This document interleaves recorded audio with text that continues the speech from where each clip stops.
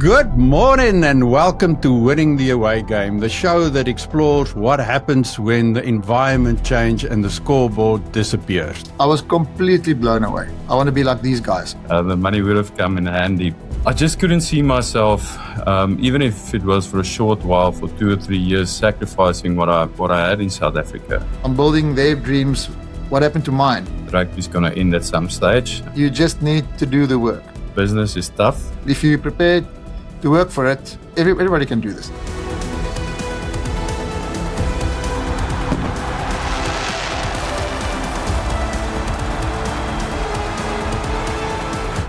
Good morning and welcome to Winning the Away Game, the show that explores what happens when the environment changes and the scoreboard disappears. Today we have two fantastic guests, a former Springbok captain and luckily I can say a former Blue Bull player as well.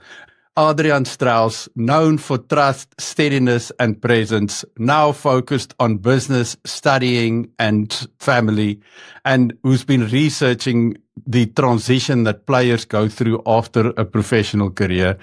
And on the other side, we have Flip and my coach, a former sports lawyer and athlete manager, now leads Wingman multisport training that helps professionals rebuild health, identity, and momentum. Good afternoon, Flip. What's it like in France today? Justinus, I'm very excited for today's episode. It's probably as exciting as it is scary because I'm interviewing the two people that probably knows me the best. My former roommate and captain and best friend, Adrian, and my coach that's been along my side as an attorney, as a friend, as a coach, pulled me out of the deepest of depths of my own weight and my own mind to make me human again. Stefan Weyers, I'm very excited for today. Adrian and Stefan, welcome on the podcast. Thank you for joining us. Where are you guys today? Hi guys, Justinus, Flip, Weyers. It's good to see all of you guys. So I'm here in a sunny Pretoria and it's always better to see someone in person and catch up. Flip, I saw you and Weyers the other day, but it's just nice seeing your faces and having a good conversation. Thanks, guys. It's awesome to join you after listening and following the show for so long. I'm joining you from Poolesville in Maryland, which is just outside Washington, D.C. on the East Coast. And it's about 7 o'clock in the morning here. And I've been looking forward to this for some time. I'm just nervous as hell, but let's give it a go. Don't be nervous. And it's probably called Poolesville because he loves sending you to the pool when you've got nothing to do a few laps. In winter, yeah. In winter. So we've got a little tradition on this show. It's like we like to start off with something we all love. Your favorite Springbok memory. You're not allowed to say Joel Stransky in 1995. You have to go a bit original. Stefan, what's your favorite Springbok memory? I was a rugby nut growing up and still am, but I used to see a lot of test matches live. I used to travel across the country and see as many games as I could. And one memory that is etched in my mind forever was the test against the All Blacks in Kings Park. I think it was from memory 98.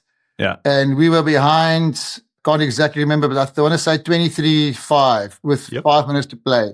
Yep. And I remember US scored a brilliant individual try and then sort of the guy started believing again and then we scored another try. I almost want to say Bob Skinstad, it was one of his first tests. I think he came on as replacement and he scored and then James Dalton powered over with the old pack of forwards in the last second of the game. And we won that test, I think I remember 24-23. And seeing that live and being there and from going to a hopeless situation to winning the All Blacks. And I think we just beat them the week before in New Zealand, first time in many years. So we expected this huge backlash. And then we did get it. And then we somehow crawled ourselves out of there and won that game in the last second, which is a special memory. You got it right. It was 24-23. I still remember that game vividly. It was freaking amazing. It was such a good experience. And for us from Bloemfontein to go to Kings Park to see how it's done, how they have the pre-game, entertainment and how the people were braaiing and just such a great experience before the game. And then again after the game, those were special times. You remember the scores, Justinus? I don't remember what I had for lunch yesterday. I had to look it up. As he was talking, I wanted to look it up and he got it right exactly. Adrian, what is your favorite Springbok memory?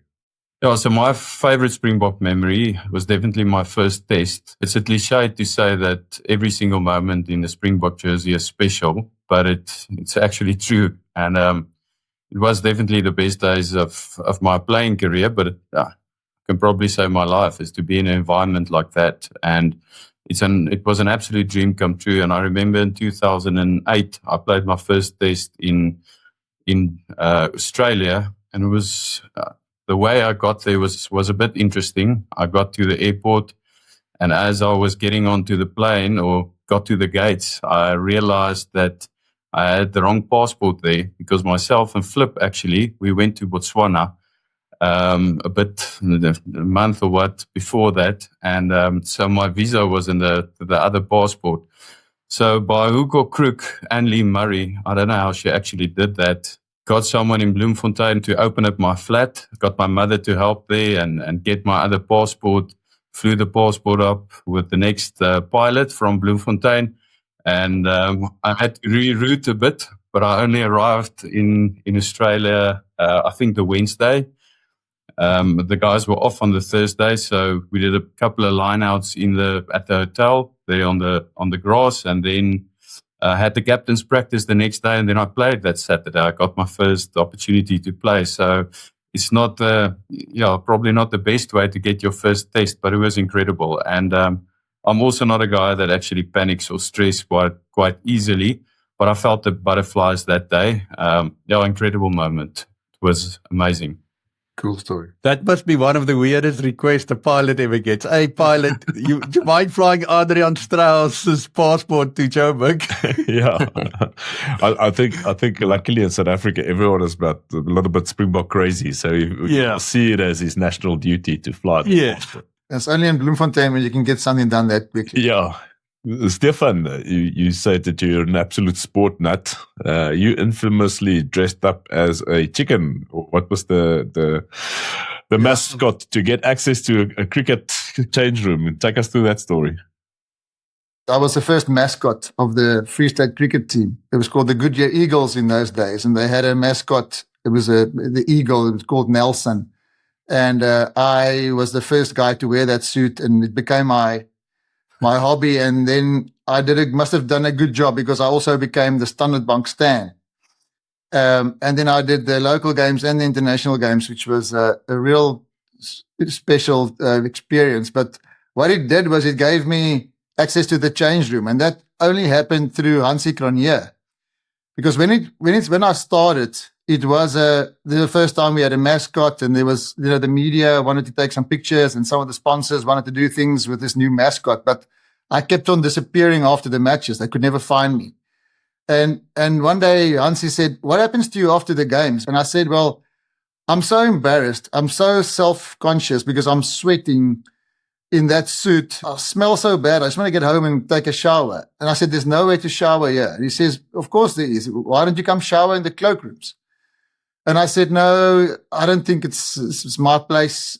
He says, "I'm telling you, it's your place. So you're welcome there anytime. You're part of the team." And that was a big deal for a first-year varsity students. And then I started, befriending the guys, and they were all semi-professionals.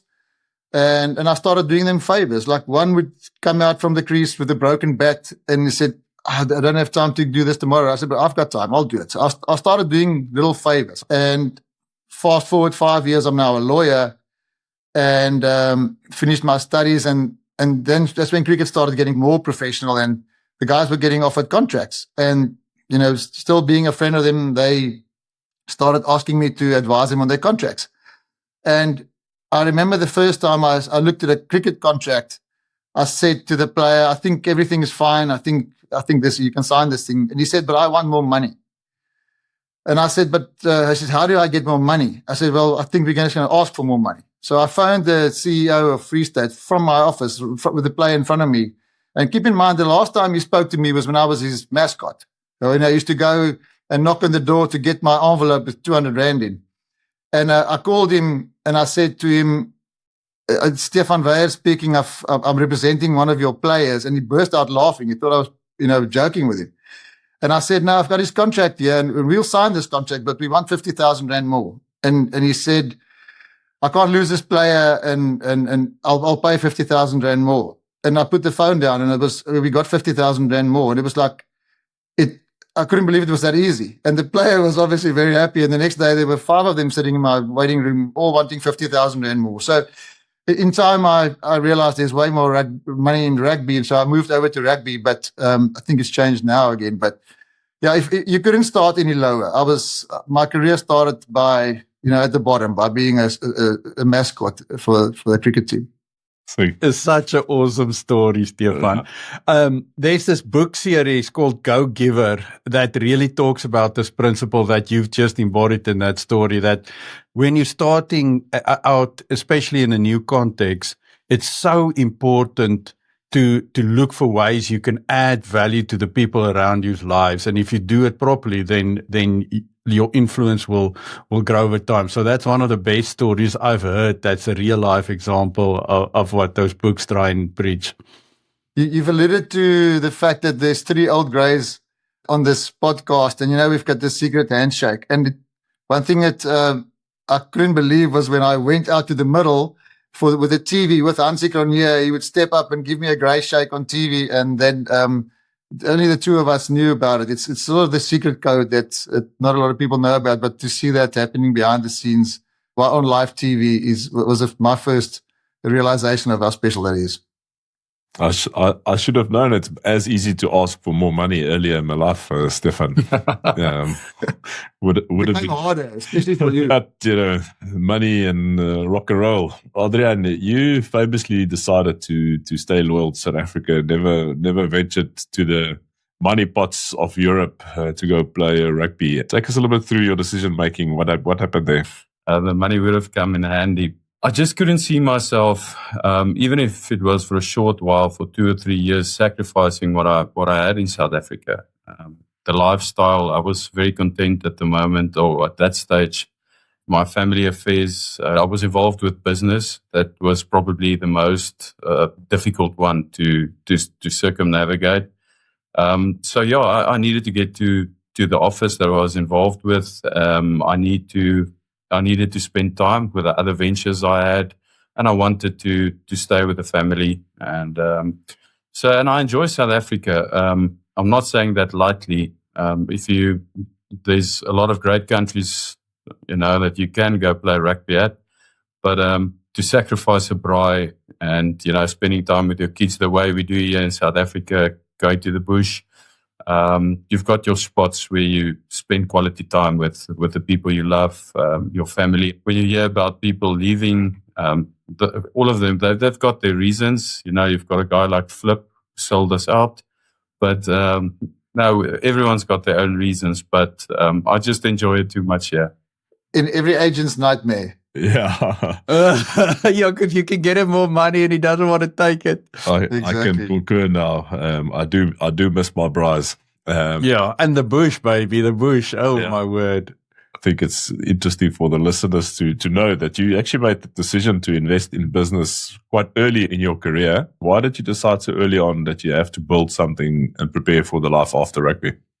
I always knew that rugby, and every single player knows that rugby is going to end at some stage. But I think it always stuck with me, and I knew that I had to prepare.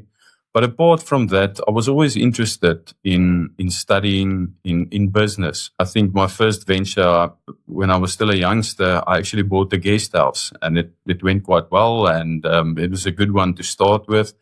Business was always interesting for me. And, when the guys were playing golf on the off days, that's when my golf is pretty crappy. I never did that. So I always worked, went to the office, went to something that I was involved with. And, it was quite tough to sacrifice because especially there was 4 years when I played every game at the Springboks except for one game, I think, against Wales, because I got a yellow or red card on a tackle against Damian Olinda. And so I missed that one. But that's the only one I missed in that 4 years. So, if you think about it, you've got an inbound tour that takes about a month. At that stage, a Super Rugby tour that was for 5 weeks. The Tri Nations back then was close to 2 months. And then you've got the end of the year tour. So 5 months out of the year, you are traveling. then you've still got the local competition that you also travel weekends and all of that. So if you look at it that way, you haven't got a lot of free time. And if you then commit all your free time, weekends you do functions for a company or for yourself, not for myself, but for the business you're involved with. And every single off day during the week, you go to the office, or when you've got a half a day off, you go to the office. So looking back at it now, I didn't actually have a lot of off time, didn't go hunting, didn't go golfing, didn't go anything like that. But I was so, I don't want to say intrigued by business, and it was exciting at the time. And for me at the time, it was worth it to pursue that and to learn and to engage with the business world early on. So it was quite tough. I now need to catch up on my golf and should probably go for lessons because really I'm terrible. But I sacrificed quite a bit, but I think it was worth it. And it introduced me to a lot of people and to a lot of business concepts. So I'm very glad that I did that. Stefan, since early days, you weren't only entrepreneurial in the ways you were doing, but, organizing boxing matches and selling watermelons. And some people will see it doing anything to make a quick buck. Other people see this entrepreneurial.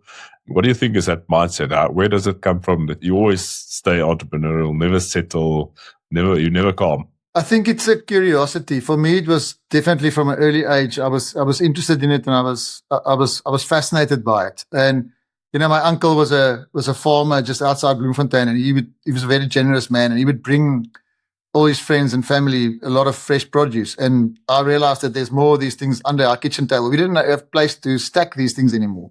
So I realized that there's more of these things in our house that we can consume. And I started selling it in the neighborhood. I was 10 years old. I had my first business. I started getting my friends in the street to come and help me distribute this. Open more routes in other neighborhoods. That's awesome. So Adrian, like Stefan said there, that early drive to business, I get the sense you had that. I mean, you're one of the outliers in the conversations we've had for players who started worrying about that while they were still playing. But what was the earliest memory or thought where you realized, one, I can be a leader in this environment and I can do business? And I can do more than just being boxed in as a rugby player. Tell us a bit of a story around that. Well, Justinus, to be honest with you, I never actually saw myself as a rugby player. I think since birth, I was so passionate about rugby. My mother used to say that I slept with a rugby ball and not a teddy bear. But I never thought that it's a realistic career for me. I can't say I enjoyed studying. I never studied, but I enjoyed learning. So I think I might probably be the only grade 2 guy that wanted to be an actuary. I didn't actually know what it was, but I knew it included math. So I wanted to do that, and I worked towards that. So I think the first time I realized, that rugby can be a reality for me was in matric. Meneer Dries van der Walt, they gave me opportunity. Actually, under 16, I started playing A-team, and then had a couple of games, first team standard 9, and then matric as well. And then I got offers from 3 or 4 unions. So before that, playing professional rugby was never a reality. My reality was I'm interested in business. I enjoy maths and accounting. And I want to go pursue something in that direction. And then when I started, after school playing rugby, it actually dominated everything, because even as an under 19-year-old, I'm living my dream. But the passion for learning and business was always there.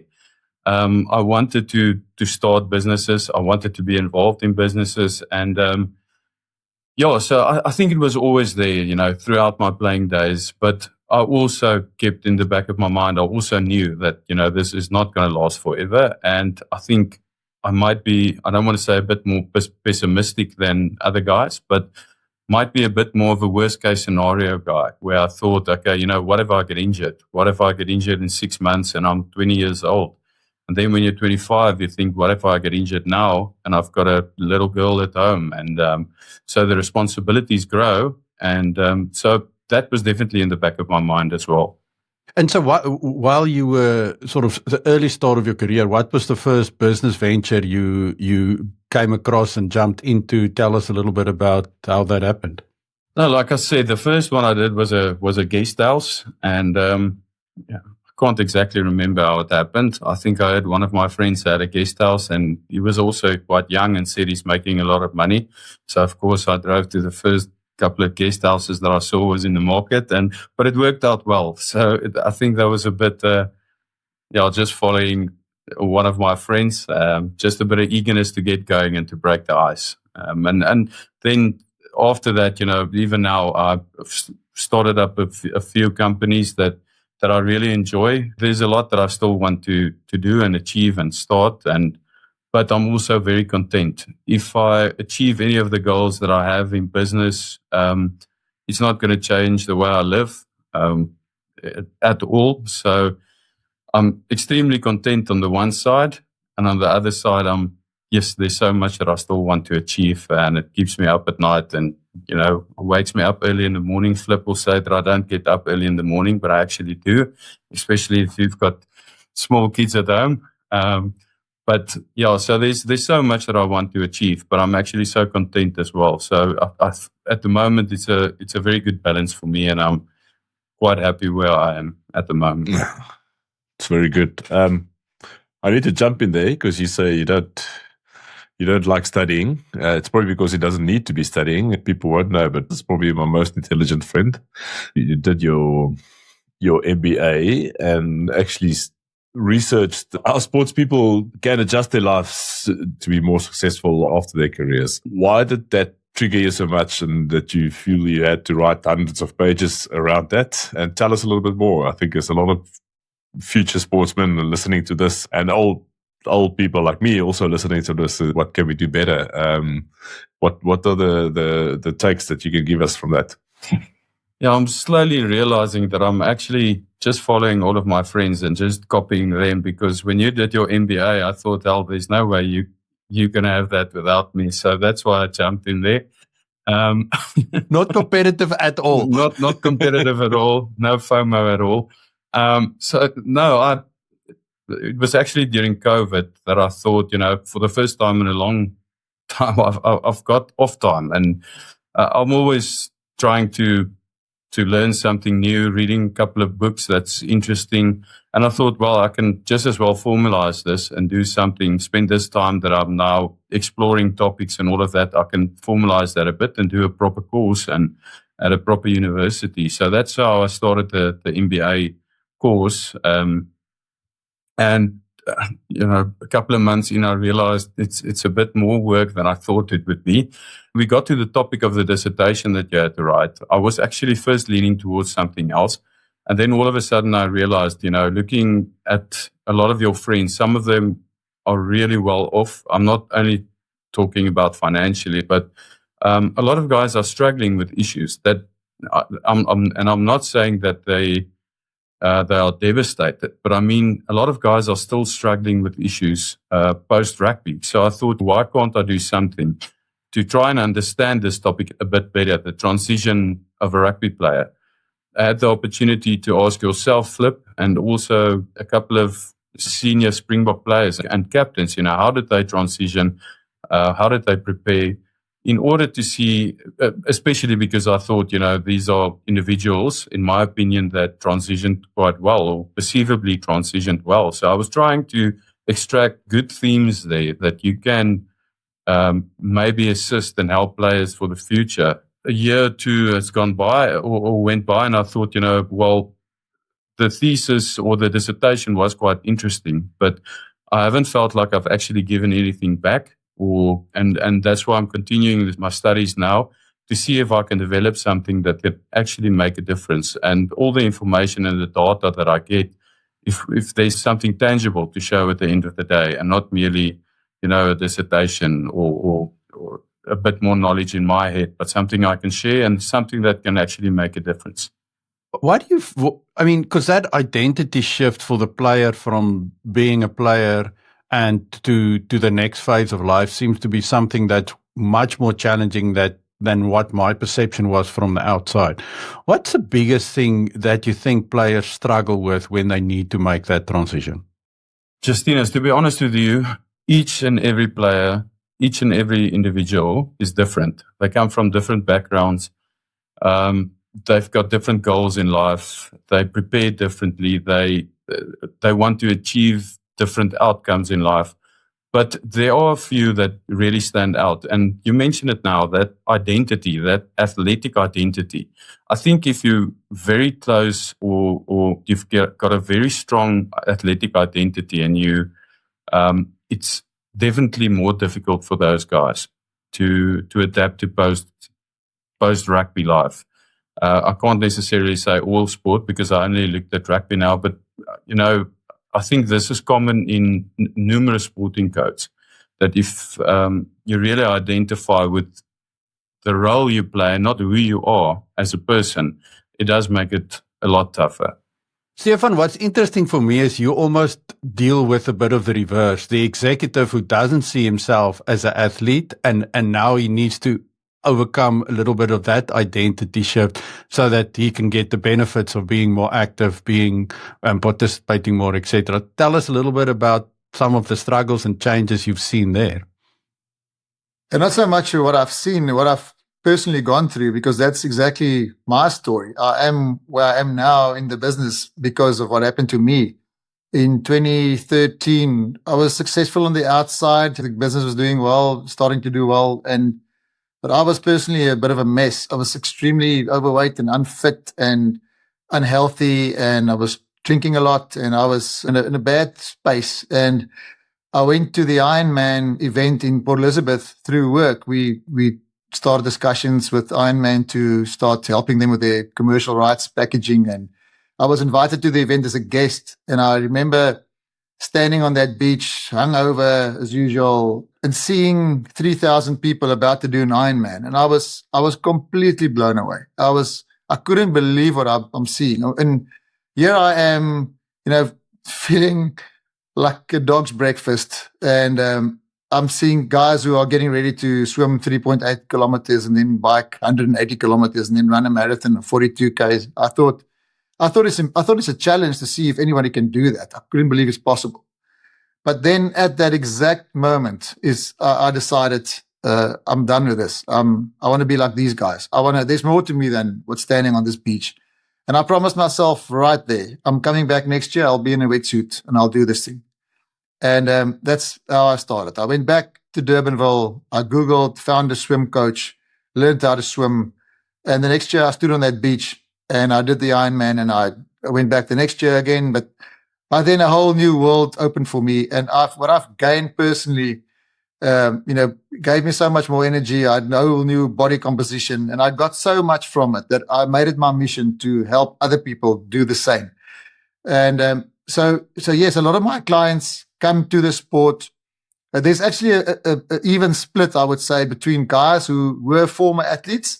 A lot of these high achievers in business were high performance athletes, or, they were at least at university level, great athletes. And then they fast tracked their career and got out of shape. And now when they, in their 40s and 50s, they want to become athletes again. They realize it's not too late. So that's half of the story. And the other story is guys who were never athletic, but who are now in their 50s. They came to the point where they realized their long-term health is now, compromised. And the decisions that they make now with the time they have left will have a significant impact on their quality of life when they're old. So they come to the sport.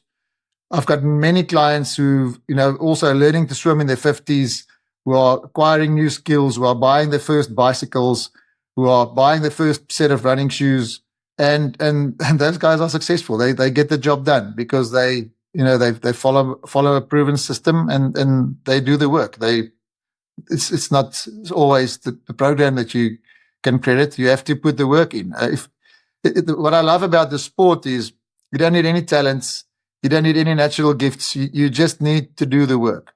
I mean, if you're prepared to do the work, and you don't have to go and do 6 hours a day, but if you're prepared to work for it, everybody can do this. It's not for the athletic gifted or the previous sports stars or professional sportsmen. This is for everybody. That's such a cool story. There's this amazing book I read a few years ago called The Time to Think. And in the first line in the book, she says, nothing in your life will change until you're thinking about it changes. And your story perfectly encapsulates that, right? Because everything changed the moment you were on that beach and you had this personal revelation that I need to change. I need to think about this differently. Yeah, but you also sometimes need a trigger. So the Ironman was my trigger, but for a long time before that, I was looking at myself in the mirror and I was not happy with what I see, but you keep on making excuses and you keep on postponing it and say, I'll start in the summer, or I'll start on Monday, or I'll start next month, or I'll start in January. You're clearly not happy with what you see, and you can see how you go backwards and how it just gets worse. But it's that vicious cycle of, you don't sleep properly, you drink too much, you don't eat healthy, you're doing a lot of damage. The damage just compounds, just like if you start working out, that also compounds. So you need to choose what you're going to let compound. And a series of bad decisions and a bad lifestyle it can be reversed if by adopting a few micro habits and getting going. It's extraordinary what is possible. I tell you, I can show you before and after pictures. We just had a mutual friend, PG, who's lost, he weighed 175 kgs. He's now 110. And he's doing 70.3s. He's now going to do his first Ironman soon. He's a whole new person. And if that guy can do it, and if I could do it, anybody can do it. It's really accessible to everyone. If I can do it, then anyone can do it. That's another great example. So Stefan, you said initially went back to Durbanville, and now you're sitting in Poolsville. Not exactly the same spot. You left your law career, you left your sports career, you went over to the US. You sold fertilizer for a while. It didn't take the coaching step initially. You hesitated a little bit until going full tilt. Take us a little bit in that period, that the grey period of US not going full on for the coaching, and now that you're doing it, you're excellent in it.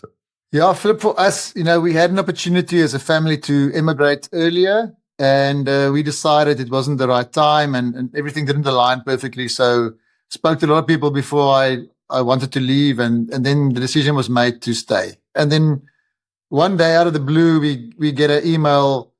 So my wife is involved in research with especially infectious diseases, and she worked with the US and China on Ebola, TB, AIDS, and a few diseases. She obviously did it well. She's very bright despite a poor taste in men. And she caught someone's eye, and they basically sent her an email asking her would she consider, joining their team in the US. And that, keep in mind, this was in the middle of 2019, before COVID. So, just before probably the biggest infectious disease ever. And, we decided as a family, this is an amazing opportunity. We're going to take it, and it's a bit of an adventure. And, I had kids, I think they were 6 and 8.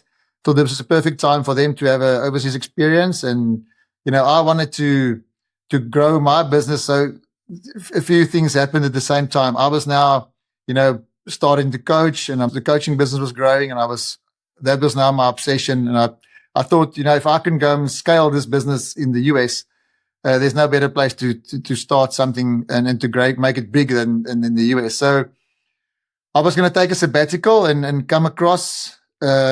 We thought we got a soft landing, and it ended up being probably the worst timing ever, because by the time we've sold everything and signed the contracts and arrived in the US on the 15th of January 2020, we just settled it. I'm on my sabbatical. I'm deciding I'm going to, get the kids in school, get us cars, get us a place to stay, get the kids into sport teams, and figure out how I'm going to scale my business. And when by the time I had all those things, executed, it was a day or two, and it was a COVID lockdown. So I then sat at home. I didn't have a work permit, so I couldn't work, and I couldn't scale my business. It was just a very, very unfortunate time. But then through a friend of mine in South Africa, I found a company who wanted to scale in the US and started working for them. First as a consultant out of South Africa, and then when I got my papers, I started working. I had to find a job because by now I've been sitting on the sidelines for 2 years. And then I just realized one day, I'm working for other people. I'm building their dreams. What happened to mine? Well, I need to build something. It's going to depend on what I'm doing. I want to be in a position where if I do well, it's because I've worked hard and made good decisions. If I don't do well, it's because I'm not working hard. I'm not making good decisions. So I want all the pressure on myself. So that's how it started. It's off to a terrible, the worst start possible, actually being impossible to build this business. And now that the world's reopened and the events are back, and a few years down the line, things are compounding nicely. And they are. Adrian, so any sportsman or woman's biggest fear is the day it ends, probably. You manage to step away, you're being captain of a team, and then just one day decide that's enough, hanging up my boots, it's the end. How did you decide this is the day I want to stop? I'm done, I'm over it now. Yeah, Flip, there was a bit, let's say it was multifaceted. There was a lot of things that I considered. I wanted to go into the business world where, I wanted to pursue a couple of things. That was one aspect of it. The other one was physically. By that time, I had lower back fusion, 5 shoulder operations, a couple of hand operations, but close to 10 operations. And I could actually feel it when I was playing. When you get a shot on the shoulder, everything goes numb. You have to throw into the line out. After a scrum, if they just did a specific pressure point, then everything goes numb. And so I don't think it was dangerous for me to play, but I did struggle with the neck, and I knew that I was going to have a neck operation at some stage. And but I thought, my body was giving way a bit. I was fortunate enough to.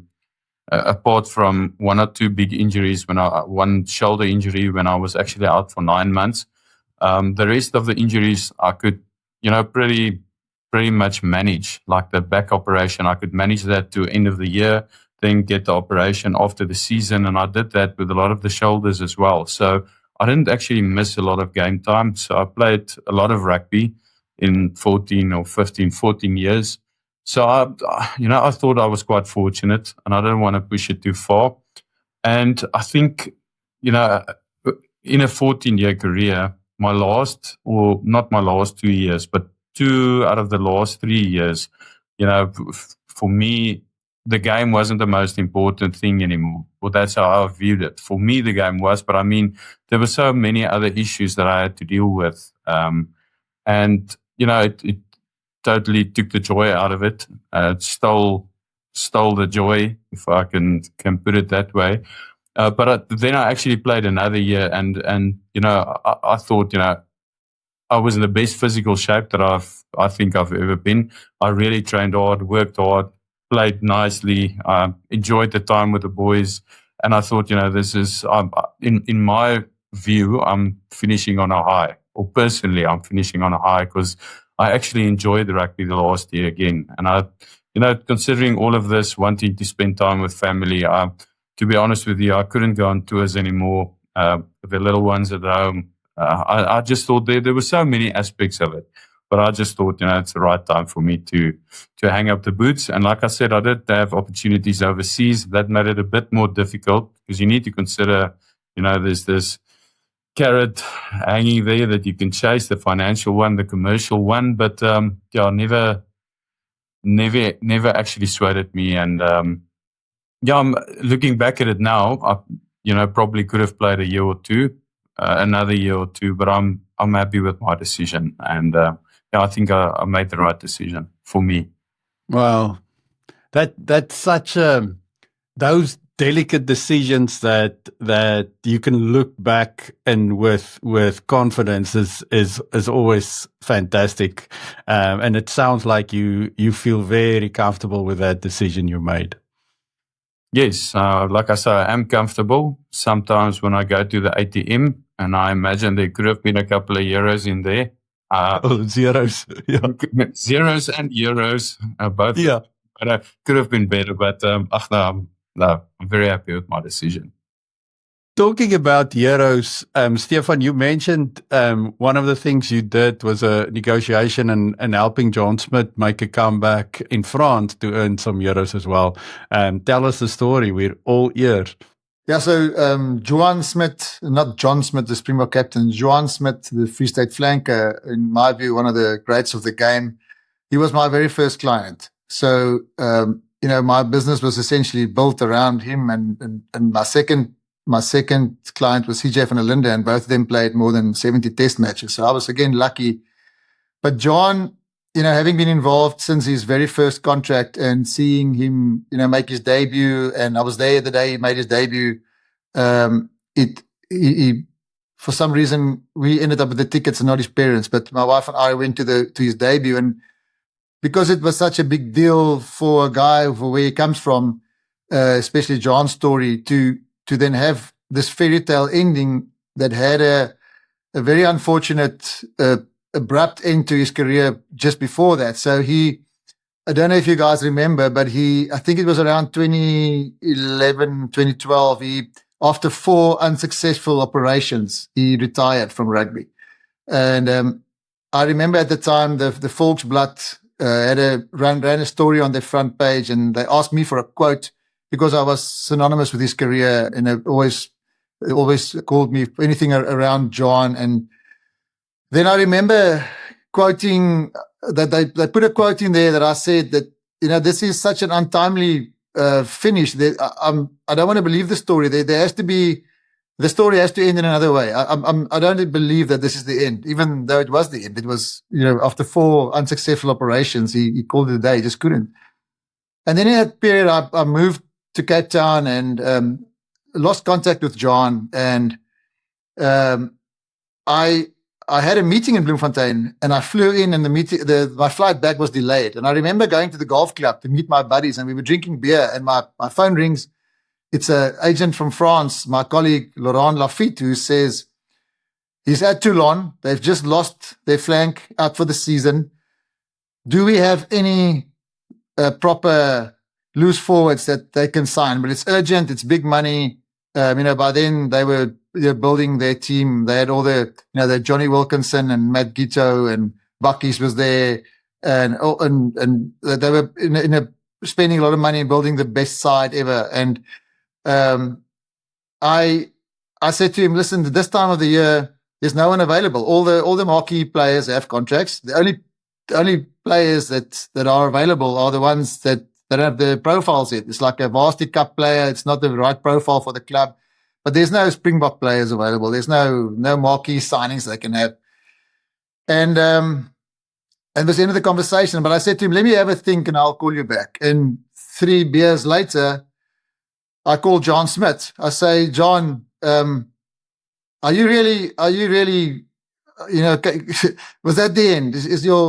Can you run again? Is there no way you can play again? And he said, unbelievable timing. He says, he ran today for the first time in, let's say, 18 months. He says he just ran 2 or 3 kilometers, and the first time that he has no pain. So what happened was, after that report on the front page of the Volksblad got published, a local doctor from Bloemfontein, Dr. Creer, who was more known for his knee ops, he called John. He looked him up, he got a hold of him, and he said, he has a new technique that he thinks will fix him. And if he is prepared to undergo the surgery, and he won't charge him. So out of desperation, and there's a bit of a backstory, John then started farming. He didn't get a drop of rain on that farm. His cash was running out. He was at a low point in his life, and then desperate, agreed to this operation. So now he's back. Nobody knows about it. He's just started running that day. I'm on the phone to him. I called that agent back after I'd spoken to John, and I said, John Smith's running again. I say, how much time have you got? He says, John Smith. He says, we don't have a lot of time. We've got 2 weeks. I called John back. I said, John, I can get you a trial at Toulon if you can pass the medical, because they've obviously done their research. And Laurent said to me that it'll be, subject to a very stringent medical checks and tests, and which you can understand. So I phoned John back. I say, listen, pal, there's a window of opportunity here, but we don't have a lot of time. So now John says, no, I need 3 weeks to get fit. I said, we don't have 3 weeks. We've got 2 weeks. I called Laurent back. I said, maybe 2-3 weeks. He says, no, a week. And that's how it started. They're playing for time. Eventually, I called John back. I said, you have to run now. You have to train like never before. We don't have more than 2 weeks. I think we settled on 2 weeks, and then we booked the flights and we had some flights cancelled, and we ended up being 3 weeks, and he kept on training. So now we arrive in Toulon. I think by then he played 69 test matches, all this expectation, but all this whole thing about can he actually play again? And what we didn't know was the owner of Toulon, Murat Boujellal, he got a hold of the world authority on Achilles injuries, a doctor in Marseille.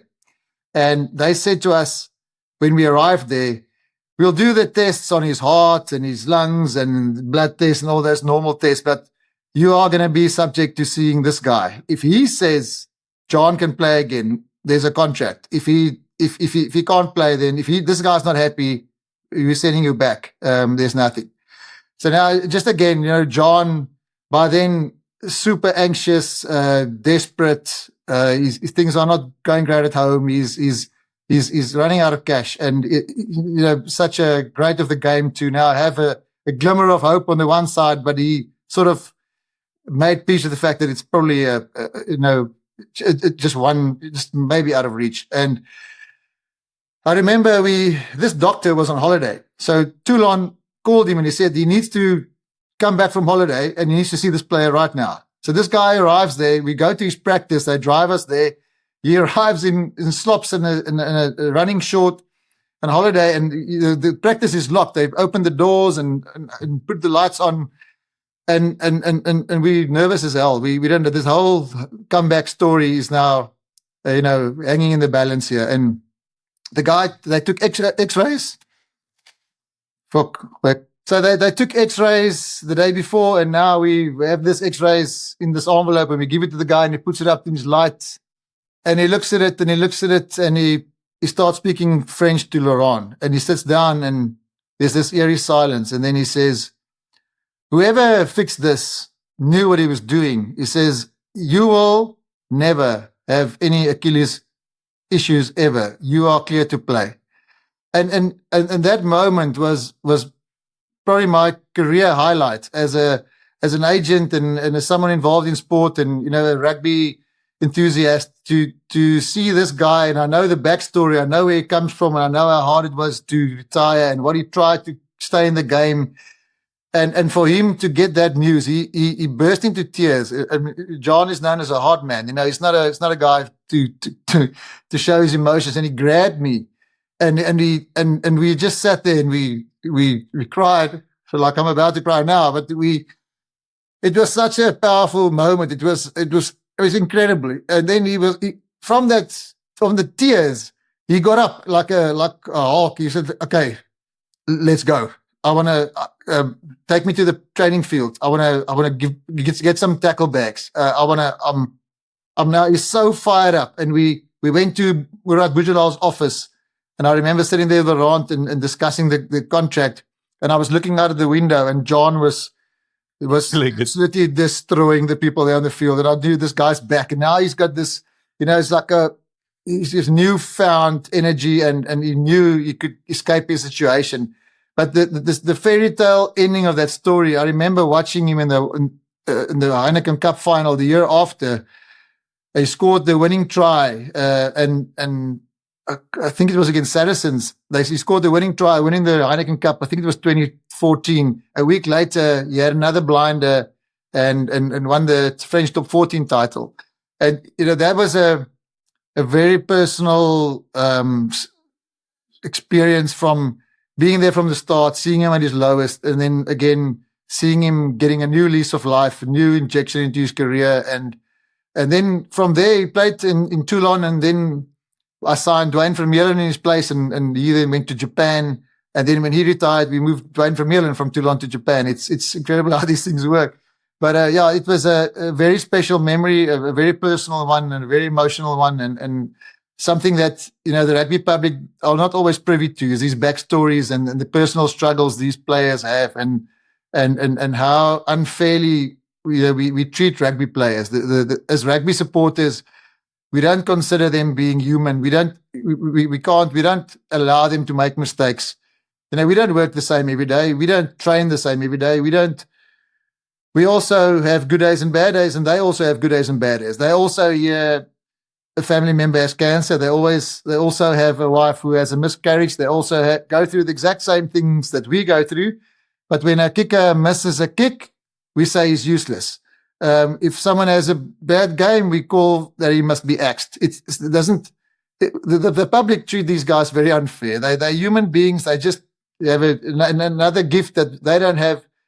And I think one thing I learned as well was how harsh these guys are treated for mistakes they make. That's 100% understandable. I mean, nobody's going to catch every single ball thrown at him.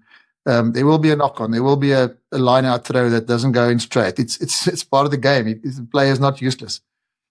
I have it's such a good share that, Stefan. And I've now when you spoke, I just had this memory of John Smith as well. I was a young and struggling lock there at the Shiblas, and we in Bloemfontein, everyone was staying in the estate called Woodland Hills, and I mean John was already decorated Springbok, won the World Cup.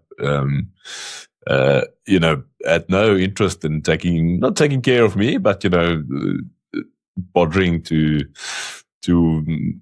about my life or whatever. But he saw something like, there must be something in this guy, there's something to do. And all he just told me in his, very soft and delicate way one day, all you have is your fitness, and there's like a 6-kilometer trail in that Woodland Hills, and he made me run it like every morning, 6 o'clock. He was there and he was running with me, and then he went on his day and trained for the Cheetahs and trained for Springboks or whatever, and made me run it. Just like, that little, someone believing in you somewhere, and you think it can, it didn't immediately show results, but you counted for a lot later on in my life.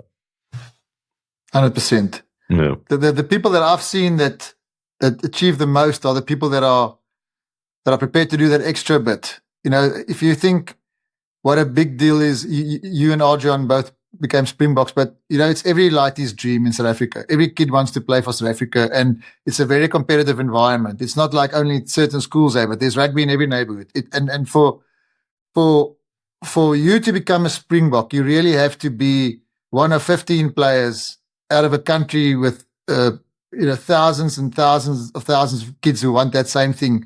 But what having worked with guys like yourselves, and having the privilege to represent both of you, and having some other Springbok clients and Springbok captains and the outliers, what I found was all of you guys were prepared to do more. You didn't do, not one of my clients became a Springbok because he was naturally more gifted than anyone else. Yes, there were guys who were faster than others or had bigger muscles or whatever, but you really had to do something extra, and you really had to do that consistently, and which is exactly how endurance sports work. You have to do the work, but you have to do it consistently. But those little things, I remember John telling me that the Springbok came to speak when he was just at the Shimlas. The Springboks came there, and the Springbok captain at the time spoke, and he said, "From all you guys sitting here already playing representative rugby, maybe only one of you will become a Springbok." And right there, he decided, I'm going to be that one guy. And so what do I have to do? If I have to work harder, then bring it on. And I'll be the guy who works harder. So it fits in with your story. He was always prepared to do more. He ran 6Ks before his training day. You had to do more. You had to sacrifice more. And like Adrian said, instead of playing golf and playing PlayStation on a Wednesday, you went to go work. So everything you want in life is on the other side of consistency and working harder. And I think that's one of the main things for me on working with you, Stefan, and getting fit, that consistency and the compounding effect that happens. I was traveling for the 3 weeks and didn't get much exercise in. And now I realize the pain the last week coming back, of starting up again. So that consistency is key. Adrian, in business for you, what's been the biggest surprise or lesson you've learned once you've transitioned full time into business that you can think and share and help other people? The biggest lessons I've learned is just there's quite a few, but one of them is business is tough.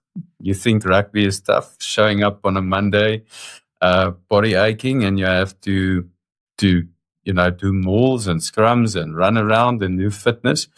And, I always looked at the business world and thought, you just go to work, you just go do what you need to do, and everything will work out.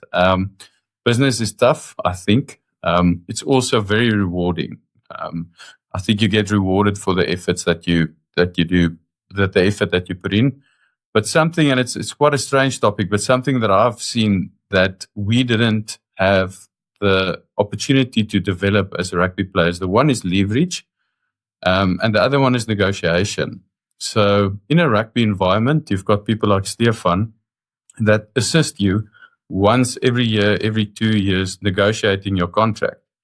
Apart from that, you don't negotiate anything. You don't go to the coach and negotiate your game time. You don't go to your opposition and negotiate, what the score might be. Or I know in the older days, they told each other, this is my ball, the next one is your ball, that type of thing. But there's no aspect of rugby where you actually negotiate as a player, or not a lot, like you do in a business environment, where you basically on a daily basis negotiate in some sense. And I think because of that, you don't actually get taught the aspect of leverage in that. I don't necessarily only mean that in a negative way, the negative pressure or negative leverage, but in a business transaction or in the business world, you often find that there's a stronger party or party with more leverage. And that is where you have to negotiate and negotiate better. And oftentimes, that leverage does play a bigger part in the negotiation or your day than just your ability.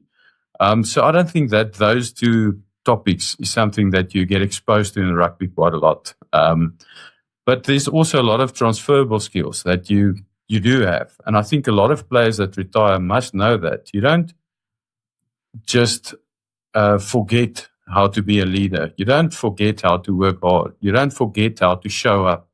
You don't, that's self-discipline. And to be honest with you, rugby is an emotional sport as well. You play in front of a crowd. It's a physical game. You struggle with injuries. Your body feels it, but your mind feels it as well. And that resilience that you build, I think that's actually worth something in life after sport. And I think players often forget that. When you have an injury, that, guys, the next week they start with their therapy, they start training again, they push through the pain.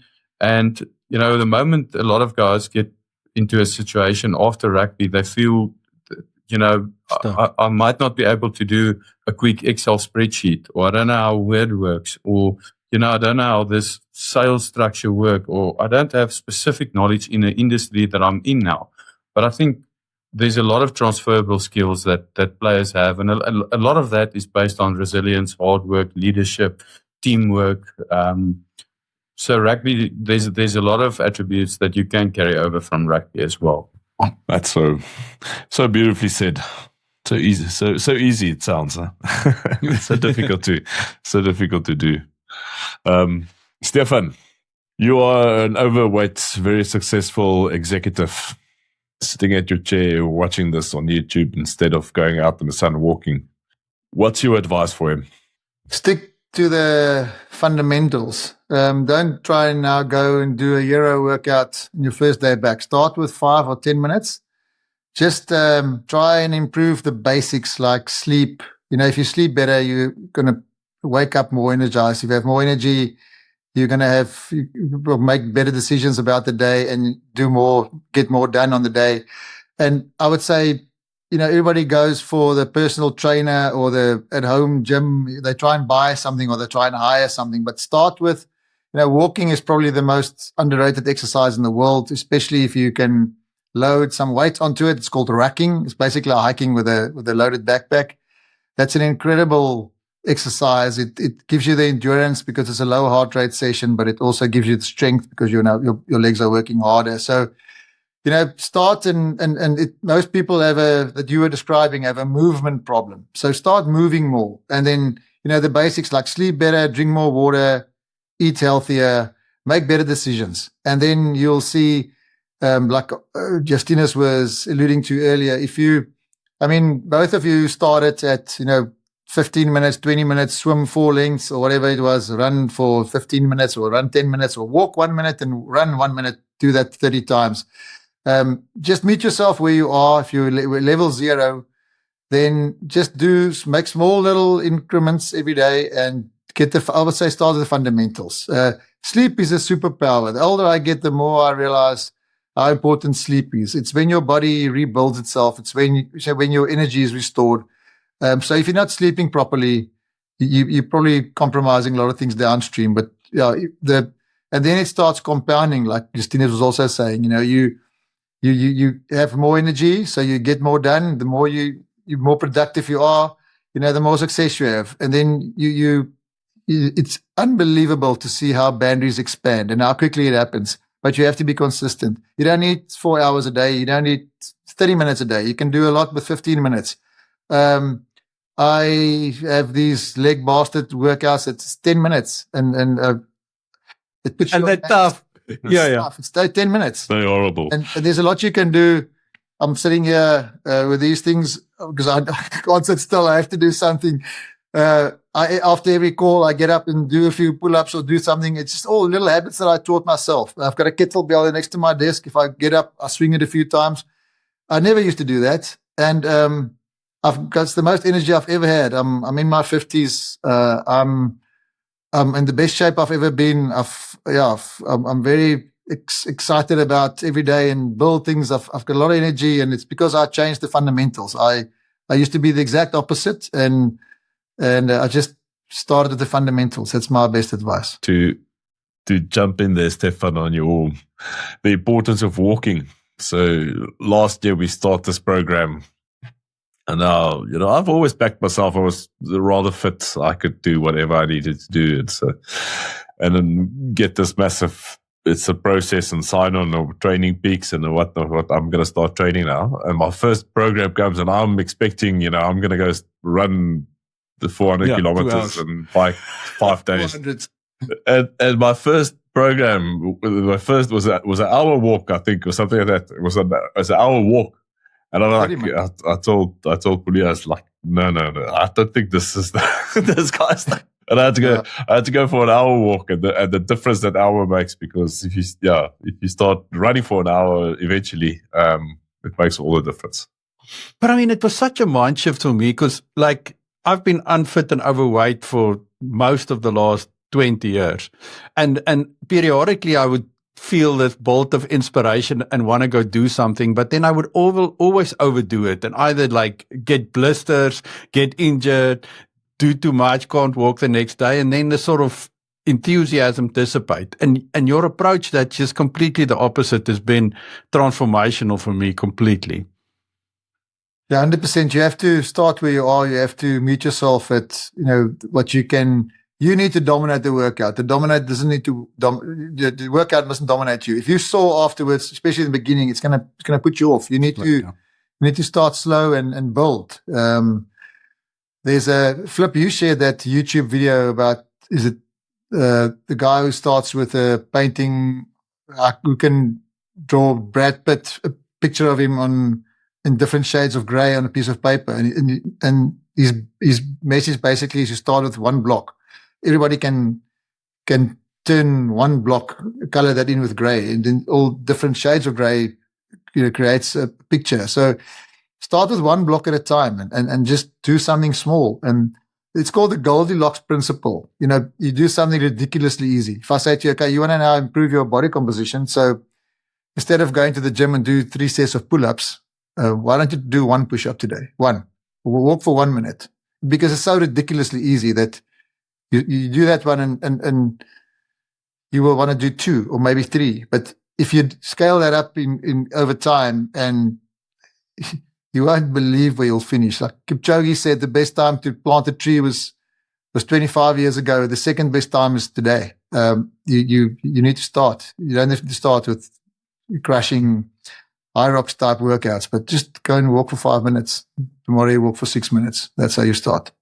Okay, so one of the traditions we sometimes forget, but we really want to make sure we get in today between the Grey Boys, is allowing you guys to ask each other a question. So, Stefan, you want to go first and ask Adrian a question?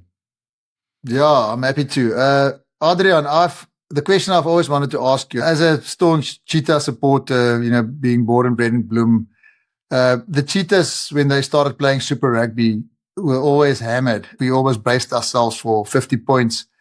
And then all of a sudden it changed when you were there. What was the recipe for that turnaround and success where we went from having no hope to starting, winning at home and then starting winning abroad? It wasn't an overnight success. It took a long time to get that, the first victory. And I think the first victory was against the Waratahs or something like that.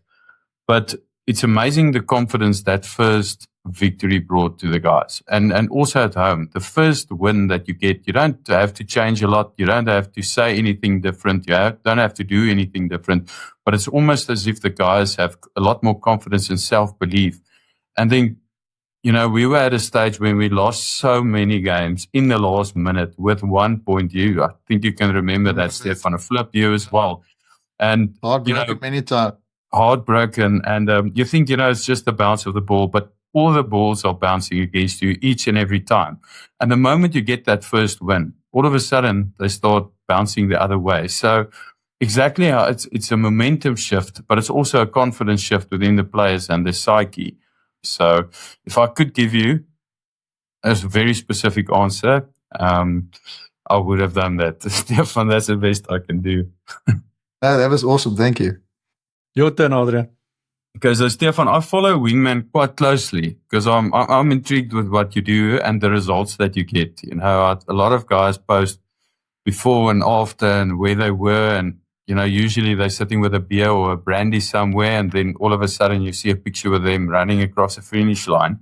But I want to ask you, you get the results, but where do you see the best results? Is it physical? Because the transformation is quite evident and we can see that, but is there a mental and a psychological, where's the biggest difference and biggest growth, do you think, for athletes that train with you?